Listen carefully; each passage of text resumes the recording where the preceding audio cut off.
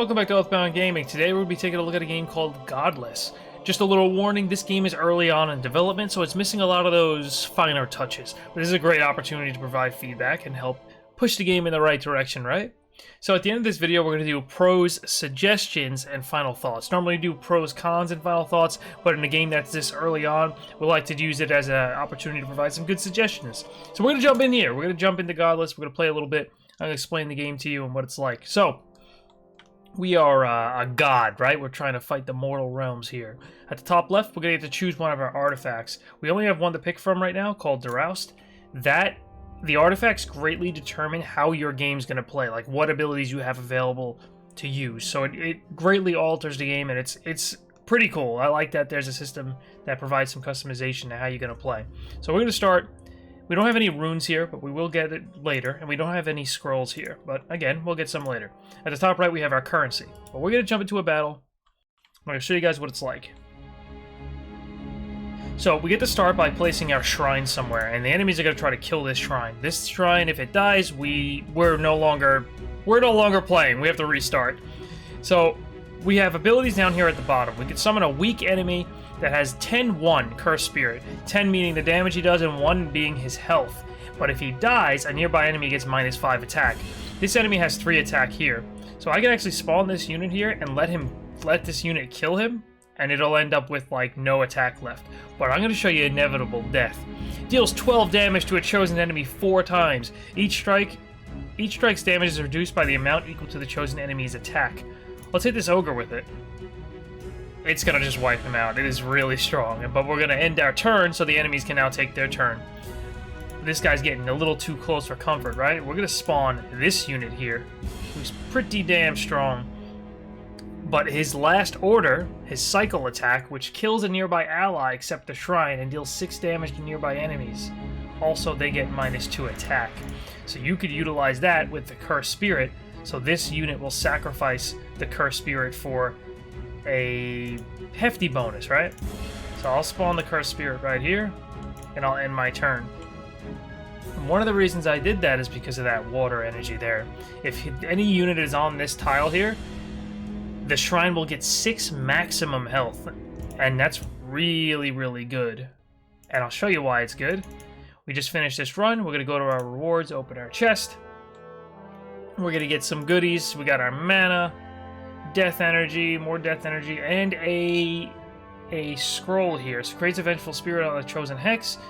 If there's a unit nearby, a random ally will get 5 maximum health. So that allows us to kind of equip that up here and bring that into the next battles, subsequent battles. You'll see we're on continent 1 of 6 we finished, and after that battle we also get to choose here what we want to do as our kind of like a random event essentially.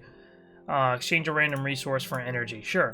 So we get to say, okay, I'll reduce the health of the shrine and get some of this nature energy. That could be kind of dangerous though, because if you lose too much health, you get down too low, you're gonna eventually die and lose. So there we go. We exchanged that. We're going to go to the next continent. Now, we're going to do the next battle, and we'll jump ahead a little bit. Ah, yes, merchant popped up. So as you're playing, you'll get stuff to actually pop up and become available to you that you can use to further buff your units. So take a look at this one here. That Cursed Spirit, that's that weak unit, right? Nearby, this is what it's like without this rune. A nearby enemy gets -5 attack, but with the rune, nearby enemies get -5 attack, so we can hit multiple enemies. We're going to go ahead and buy that. And we can equip our rune here, Spreading Curse, so now we have a buff to one of our abilities. So as you go through the game, you're going to get stronger and stronger modifications to the abilities you have available. Now, we're going to place our shrine, and you're going to see that this unit down here actually has that effect on it. So we're going to go, we'll place one of these here, we'll end our turn. And you would also see our scroll up here, which we're going to wait for them to finish their turn. Turn's done. You can see I can actually use this scroll now as a consumable if I wanted, but I don't want to yet. This unit's actually quite strong. Enemies are getting strong. Restores 5 health to the priestess and 10 health to a nearby enemy. This is tough. How am I gonna attack this dude? He's got 11 attack. That's a lot. I'm gonna place some of the units of my own. But the game actually gets quite difficult.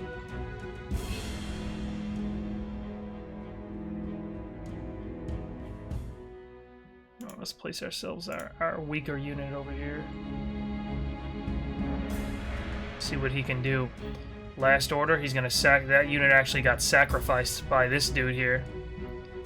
Cycle, meaning the ability takes effect at the end or start of this unit's turn. Cycle, so he killed a nearby ally and did damage to the enemy units, which is not bad.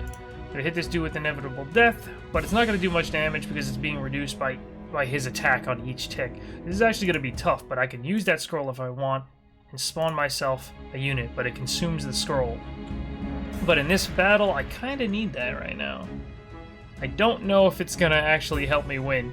The game actually gets quite difficult, as you can see. Let's spawn one of these dudes. End our turn. That campfire is just healing him like crazy. Restore 7 health to a unit on this hex. Restores 3 of it. Restores 3 if it is the shrine. So you can actually place the shrine on there if you wanted. Which I probably should have done, but whatever.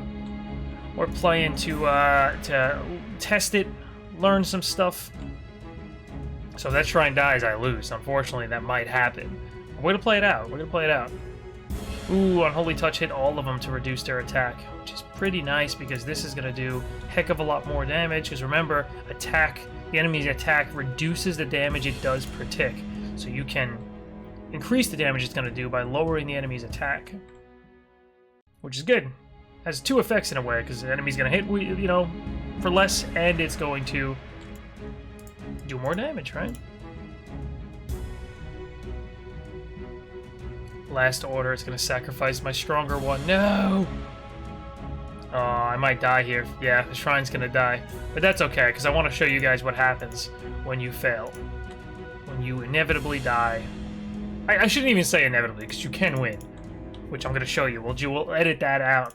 Alright, we'll edit out the part where I get to there. So that was a really, really, really bad run. But I want to show it on purpose, because at the end, after each match, you receive experience as a reward. You'll be able to purchase useful goods from experience.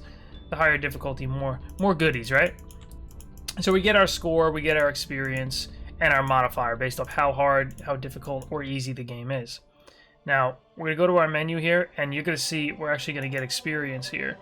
Continents destroyed, only 1, but we got some scores, some experience and stuff here, and we unlocked some stuff. Your shrine became stronger. Its health increased from 50 to 100. That's one of the upgrades we got here, which is massive.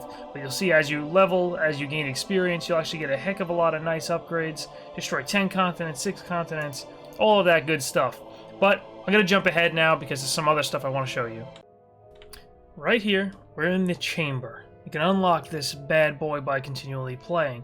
You'll eventually get to the chamber, and at the top right you'll see my resources I have. Death energy, nature energy, and fire energy. On the right you'll actually see I have enough death energy to learn a talent that requires 20. So if I click that, I'm going to get to choose between 2 talents. Enemies near the shrine get -3 attack each turn. Whenever an ally dies, a random enemy receives 5 damage. Let's go with the damage one. Pretty cool, right? But you can get a lot of talents that help you progress, make you a lot stronger, because this game can actually be quite difficult. Let's go. There are some nasty boss fights waiting for us in this game. This one is not easy. So this boss, take a look. There's some places, some hexes on this field here that are actually quite unique to this boss fight. You'll see the stronghold. Every 3 turns creates a squire on this or a nearby hex. It is really, really, really bad. The map starts getting kind of overrun. Sword in the stone. If Talvius on this or a nearby hex, that's a bit of a typo, he will obtain the sacred blade. If Talvius on this or a nearby hex, he will get +5 attack. So he can get some pretty nasty buffs and such. I need to pick a place to drop my shrine. It looks like the left side of the map's a little better. They'll have a tough time getting past this mountains here, and they'll have to walk through this swamp. One of the problems I have is Deals damage to the shrine. The damage equals the difference between Talvius's and his target's attack. So I actually have to kill him quite quickly. So I'm gonna... I don't want to put my shrine here, and you know what? No, I'm gonna do that. I'm gonna put the shrine over here, so they have to walk to it. I'm gonna probably spawn units on this side and try to do some damage to this dude here. We'll place some weaker units, try to lower his attack a little bit, so my Cursed Spirit can do some work. I also ended up getting a talent here. Oh no, this is a rune that this rune here, Global Damnation. Whenever a Cursed Spirit deals 30 damage in total, all enemies will get -5 attack. So he is getting this blade thing, which is not good. That's all his sword in the stone stuff. So the fights actually get pretty damn difficult. This isn't going to do much damage at all, so I won't even bother. I'll just spawn this unit here, because we got to lower his attack for it to do anything real worthwhile, but this is going to be tough. It's doing damage to my shrine, a lot of it.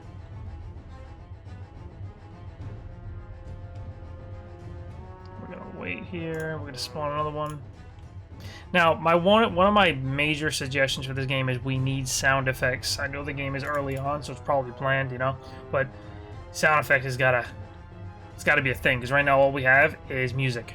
And not that the music's bad, but you know, we like to hear the clanging of swords, the attacks, the sounds of like the shadowy spells and such. So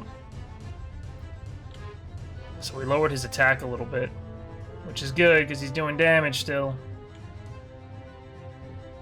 Uh-oh. He's got a knight.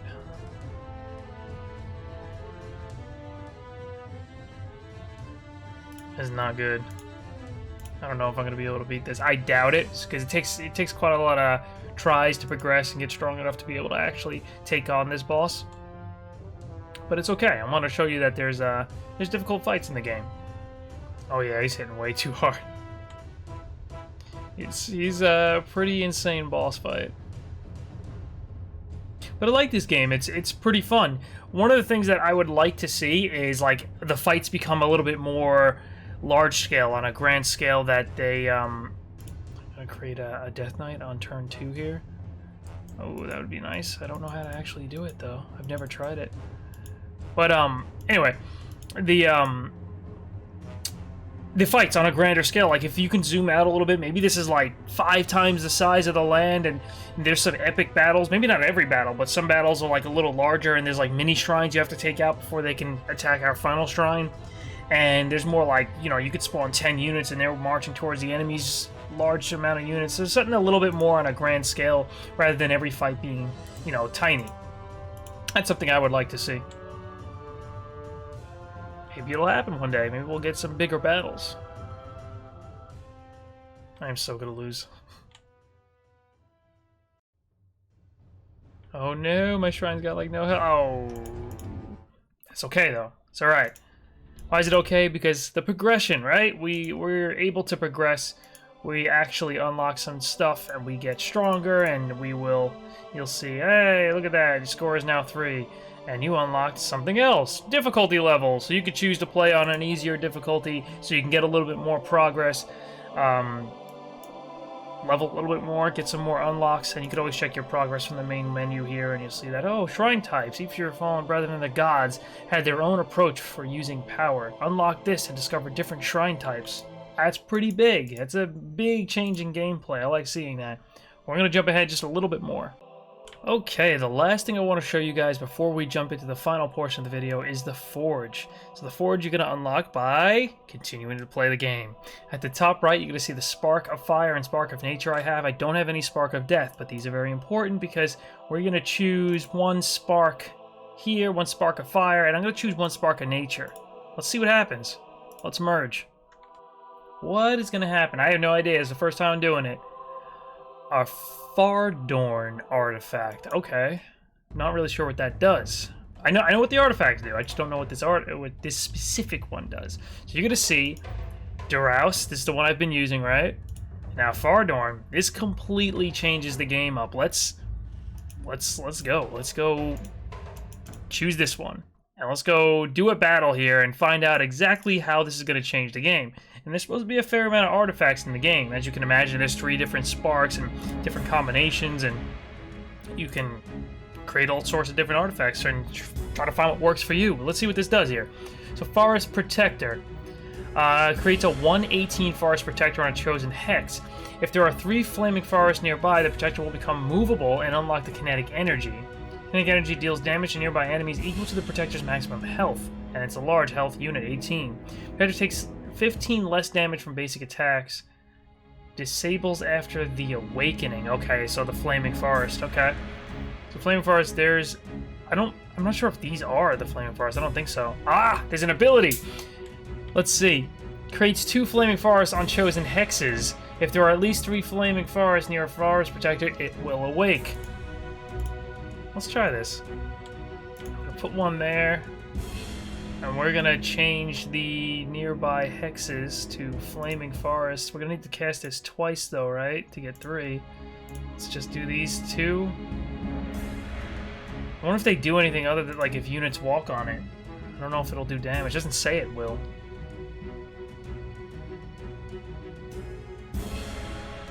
I'm gonna have to wait on a cooldown now, though. Forest Protector nearby, it will get +8 maximum health. Okay. Orc Technician. It's a pretty strong unit. Damn, it's actually really strong. This unit heals whenever it's on these damn swamps. So we're going to be able to create another flaming forest here. Let's see what happens. So he should awaken. Awakening, there we go. So now he's going to move. Ooh, the Technician just buffed him like crazy. And the Forest Protector deals damage to nearby enemies equal to the Protector's maximum health. His health is quite large right now. I'm gonna place another one right there. Ooh, this kid's Snowball. Ooh, he one-shot that unit. And he keeps buffing him now, the Forest Protector. This is how you take on those bosses. You get some good synergy going on. You get a nice artifact. And you could easily take on the more difficult bosses. That is pretty crazy. So it looks like this guy's not going to awaken. The 3 nearby forests needed have to actually be right next to the hex he's standing on like that. So that should actually awaken him on the next round. And he should, there we go. He should begin walking and go slap that ogre or orc, whatever tamed ogre. He keeps healing though. He keeps walking on this tile. The swamp tiles heal him to full. Damn ogre.